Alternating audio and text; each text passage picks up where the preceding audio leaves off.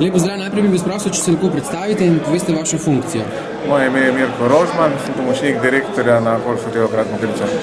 Danes je tukaj nekako visoko srečanje, hrvaško-slovensko, obeh premijerjev in zunanjih ministrov, pa me zanima, kaj bodo jedli na tem kosilu.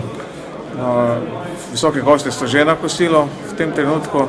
Aperitiv smo jim postregli penino Prestige Brut Isteniča iz Bizeljskega, hladna predjed je terina smuča z mariniranimi rakovimi repki na blazinici oziroma na posteljici z rukole. Ob prvi jedi točemo beli pinot vinar Kovačič Bizeljsko, letnik 2006, suho vino, potem imajo gobovo kremno juho iz jurčkov.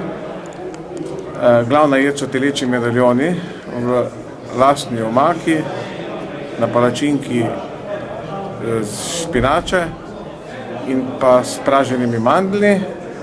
Ob tej jedi bo postreženo vino Chardonnay rezerva, vinar Batič iz Vipavske doline.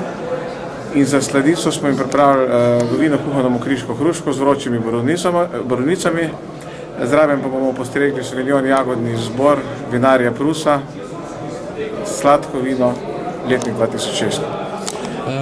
To kosilo, ki je, to je bolj na visokem nivoju, po vašem mnenju, ali je to nek standard, ki nekako zadovoljuje tudi lahko navadne goste? Lahko rečem, da je to tako eno delovno kosilo, ena delovna verzija kosila, ki ga običajno strežemo ob takih priložnostih, čeprav je v naši redni ponudbi kar precej takih menijo in podobno. No, zanima me danes, ker je ta visoki obisk, kolikokrat, ne vem, v letu pa vi strežete takšna protokolarna kosila tukaj? V okviru države oziroma to, kar spada pod republiški protokol, je, ne vem, na mesec mogoče enkrat na različnih nivojih. Drugače imamo pa dosti tudi drugih podobnih srečanjih, ki jih lahko imenujemo tudi protokolarna, ne vem, na strankarski ravni in tako naprej. Zanima me še nekaj. Govorilo se je, da naj bi to kosilo slavnostno plačal kot dobro voljo v bistvu ta hotel oziroma Grad Mokrice. Je to drži ali je to v protokolarnem računu? Na kosilo bo plačala Vlada Republike Slovenije oziroma službe, ki se ukvarjajo s financami na teh nivojih. Nam lahko zaupate, na primer, okvirno, koliko je recimo cena enega takega menija? Ne, to pa zelo različno, tako da te cene pa nas niso razne cene a la carte, ki so v jedilniku, so zelo gibljive, so zelo, bom rekel, fleksibilne, tako da vam tega ne bi izdal. Nismo pa dragi. Še nekaj me zanima, verjamete, da bodo ob takem kosilu, ob takih dobrotah se zbližala stališča obeh premijerjev oziroma držav? Verjamem, in ob teh dobrotah, in ob dobre volji, ki jo mi tukaj kažemo, in ob vseh vas, in nas ob meji, tako da definitivno bo to zelo kmalu. Še eno vprašanje, mora biti malce politično.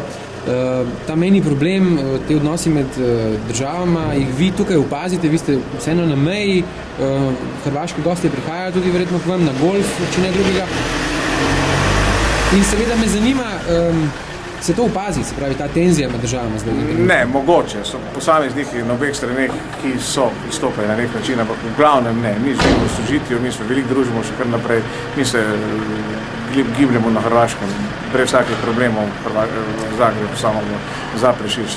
Tudi pri nas je pa res, da je mogoče malo manj za tega obiska, ampak jaz to ne pripisujem politični, vsaj v tem delu ne političnim konfliktom, kakokoli že imenujemo, ampak predvsem krizi, ki vlada zdaj, ne samo tle, ampak v celem svetu. Za konec, koliko ponavadi traja obedovanje takšnega kosila oziroma takšnega menija? Je to 1 ura, ura in pol? Tako je, nekaj med určo in určo pa pol, če so približno. To je danes konkretno bo trajalo uro 20 minut. Najlepša hvala. Tudi vam.